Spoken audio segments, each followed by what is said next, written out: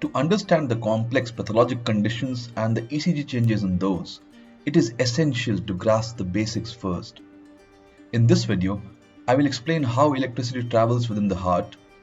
Then we will decipher the various ups and downs of an ECG and what they actually mean.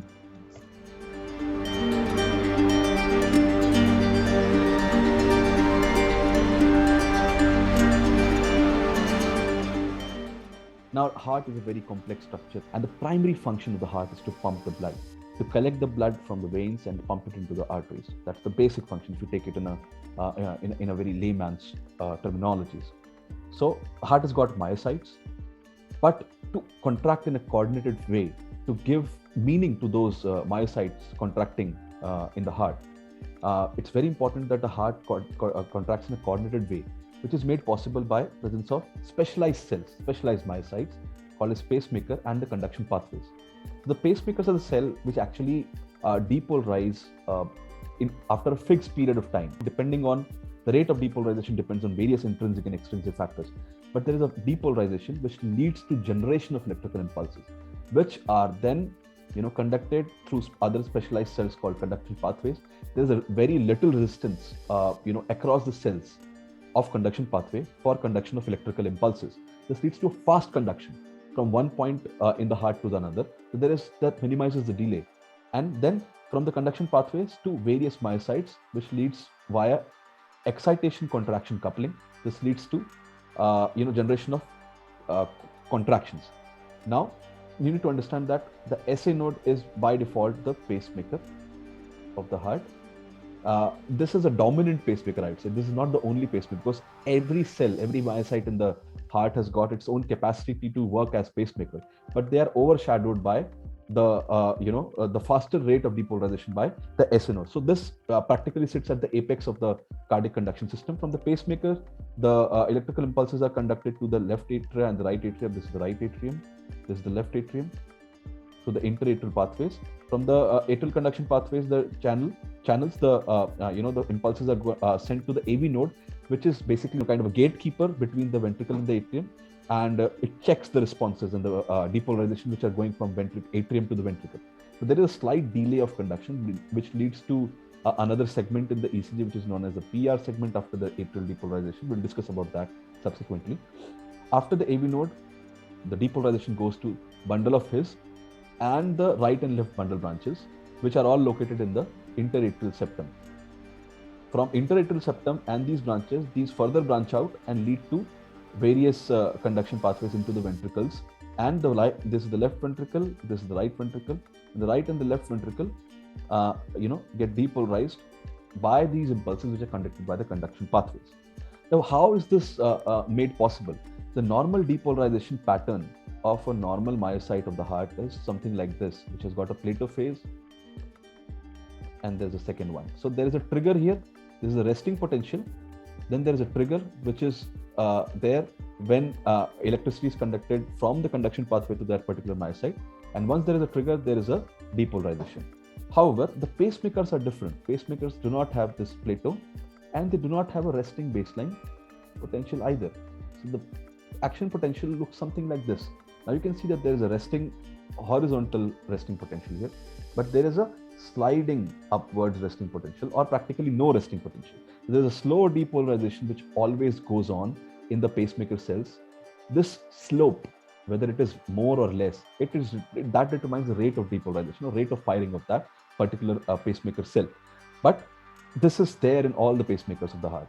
So there is a pacemaker. This is called the pacemaker potential, where which has replaced the resting membrane potential, and thus it causes spontaneous depolarizations, and then there is a conduction across the conduction pathways. So this is how the physiology works. Now let's see how it actually practically goes about. So the impulses generated from the SA node, they go to the AV node. There is slight delay in the AV node, and then they go to the ventricles, and then there is a ventricular depolarization. Now the generation of the PQRST. The depolarization of the atria are demonstrated by P wave. Now when the conduction reaches the AV node, there is a slight delay, and this leads to the generation of the PR segment on ECG. PR segments on ECG.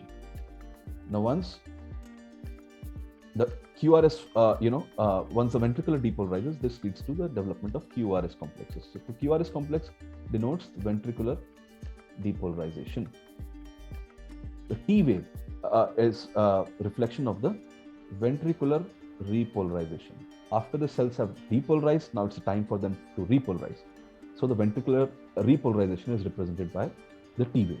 Now you may ask, where is the repolarization wave of the atria? Now, mind you, that T wave is the atrial depolarization.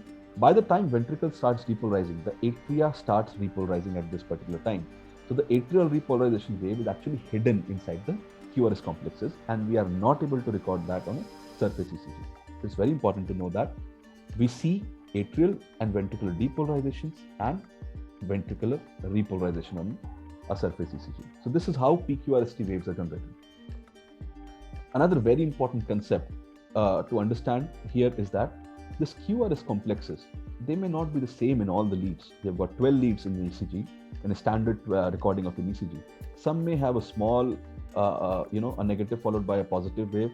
Some may have, something like a positive followed by a negative wave. Some may have 3 components, negative, positive, negative, or they may have only negative or only positive.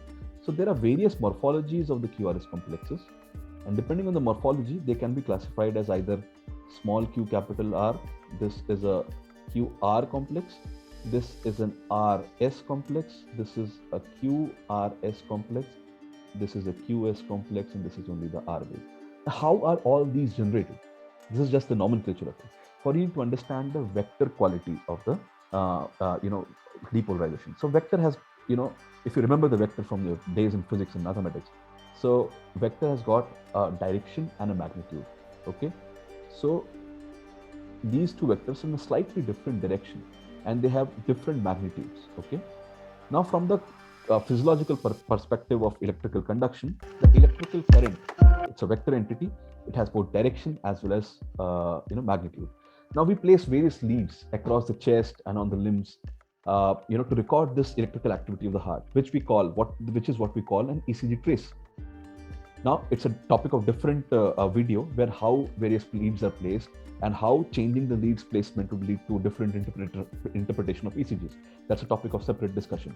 But you need to understand that if the direction of depolarization is this, and a ECG lead is in this direction, and another ECG lead is in this direction, this ECG lead will record a positive deflection because the direction is towards the depolarization is towards the ECG lead. However, this ECG lead will record a negative deflection. Okay, so this is a very important concept we need to understand. Now we'll see as various different ECG leads orient to various different directions of the heart. So, some look at this direction, some look from here, some look from here, some look from here. So different ECG leads will have different morphologies of PQRST. Let's see some common, morphologies, how these common morphologies are generated.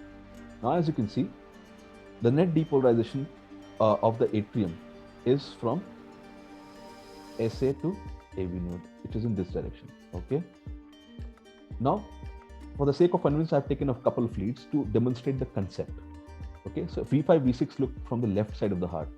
As you can see, there is a net vector towards this particular lead, so which will have a positive deflection here.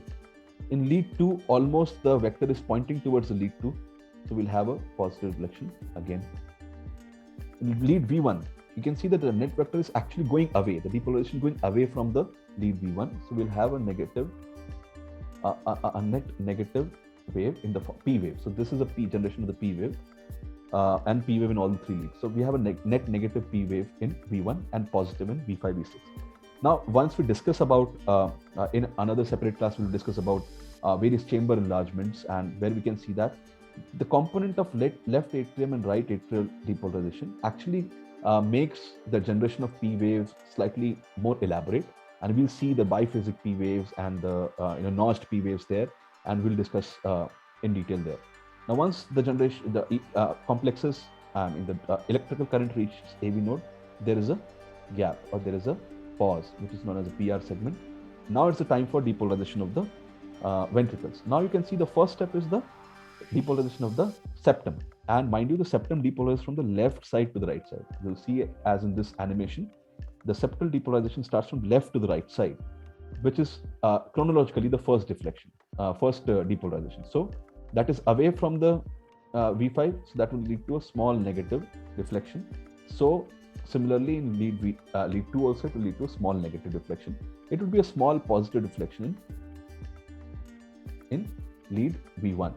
Now the current goes from the septum to the various branches, and mind you, the ventricular depolarization starts from the endocardial to the epicardial surface, as it is demonstrated in the cartoon here.